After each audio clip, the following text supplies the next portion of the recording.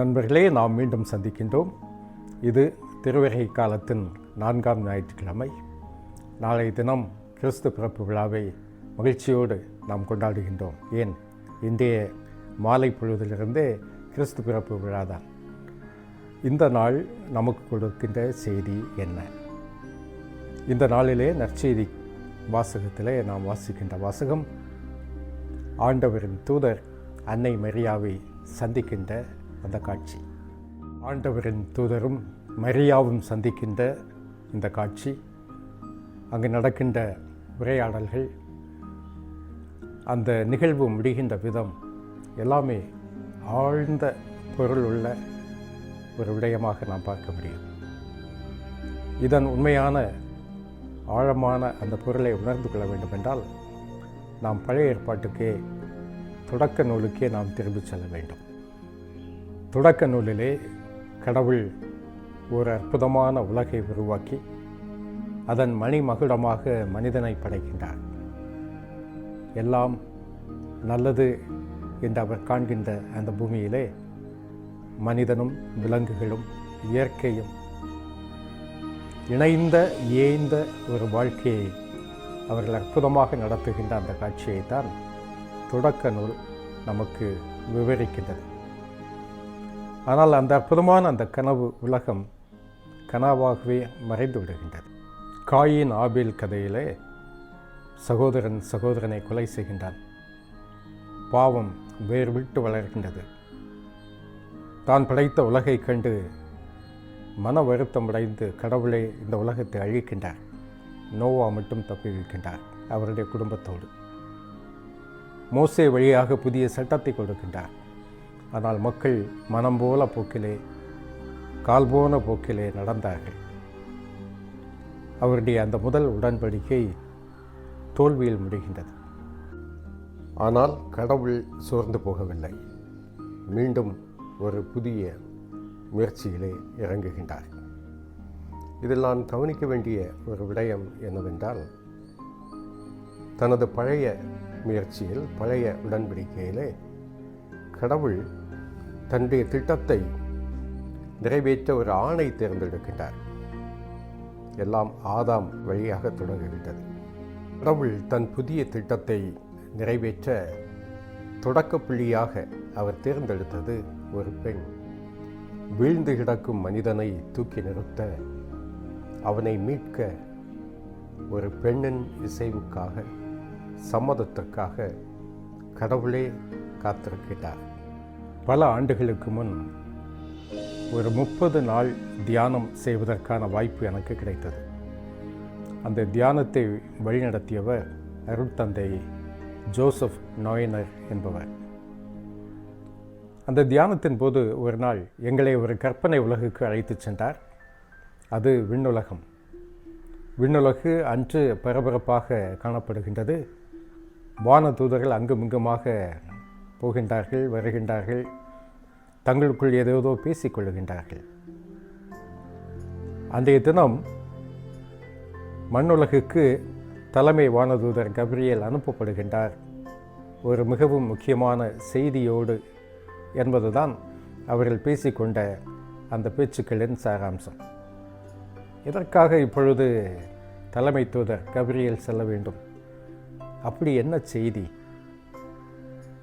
என்ன செய்தி என்பதை விட யாருக்கு இந்த செய்தி, யாரை இவர் சந்திப்பார் என்பது பற்றி வானதூதர்கள் தங்களுக்குள்ளே பேசிக்கொள்ளுகின்றார்கள். கடவுள் தன் தூதரை எங்கு அனுப்புகின்றார் என்ற அந்த கேள்விகளின் நடுவிலே ஒரு வானதூதர் சொல்லுவார், கபிரியேல் வானதூதர் ரோமாபுரிக்குத்தான் செல்கின்றார். ஏனென்றால் கடவுள் எல்லாம் வல்லவர். எல்லாம் வல்ல கடவுள் மண்ணுலகிலே அத்தனை அதிகாரங்களையும் தன் கையில் வைத்திருக்கின்ற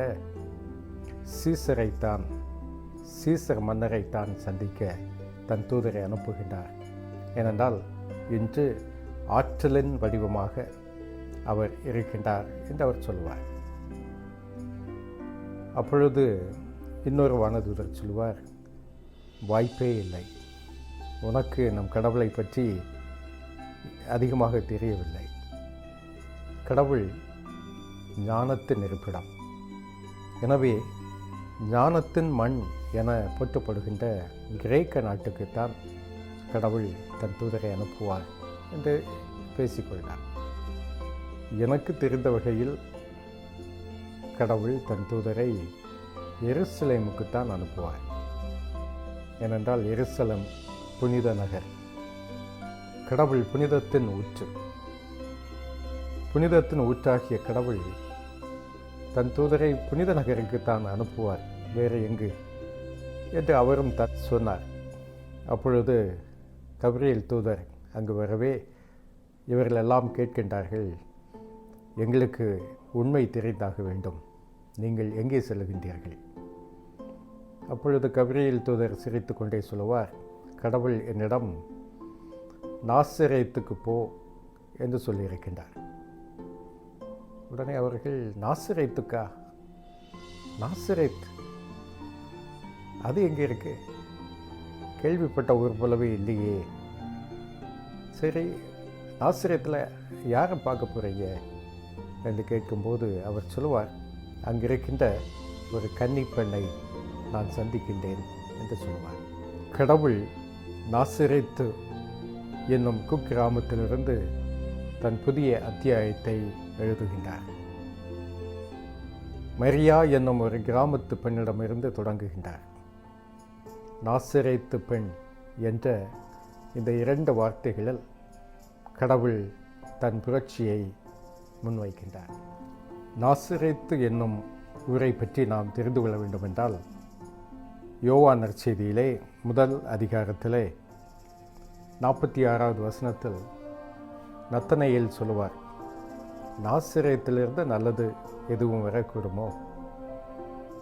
ஆனால் அது யாரும் கேள்விப்படாத, அறியப்படாத, எந்த இறைவாக்கினரும் தோன்றாத ஒரு சின்ன கிராமம். அது அதிகார மையங்களில் ஒன்றாக இருந்ததே இல்லை. விளிம்பு நிலை மக்கள் வாழுகின்ற ஒரு இடம். அந்த நாசரேத்தில் வாழ்ந்த மரியா என்னும் பெண் எந்தவித வரலாற்று முக்கியத்துவமும் பெற்றவராக நமக்கு தென்படவில்லை. அவர் ஒரு சாதாரண பெண்மணி. உலகம் கருதுகின்ற எந்த பெரிய ஆற்றலும் அல்லது பெரிய சாதனைகள் படைத்தவராகவோ அவர் இருந்திருக்கவில்லை. யூதம் என்ற அந்த ஆண் முதன்மை சமூகத்திலே அவர் ஒரு பெண். நாசரேத்து கன்னி பெண் மரியா ஒரு மாற்று பண்பாட்டின் அடையாளமாக திகழ்கின்றார். பெண் என்பதாலும் நாசரேத்து என்ற குக்கிராமத்தை சார்ந்தவர் என்பதாலும் அவர் விளிம்பு நிலைகளின் அடையாளமாக அவர் இருக்கின்றார். கடவுள் தன் புதிய சகாப்தத்தை அதிகார மையங்களிலிருந்து அல்ல, சமூகத்தின் விளிம்புகளிலிருந்து ஆரம்பிக்கின்றார். கடவுளின் இந்த புரட்சி திட்டத்திற்கு அன்னை மரியா முழு உள்ளத்தோடு ஆம் என்று சொல்லிவிட்டார். தூசுபடா தூய்மைகளை களைந்துவிட்டு சேற்றில் கால் வைப்போம். உள்ளத்தின் ஆழத்தில் அடக்கி வைத்திருக்கும் விடுதலை கனவுகளுக்கு கால்வாய் அமைப்போம். புதிய விடியலில் நமக்கும் பங்கு உண்டு. நன்றி.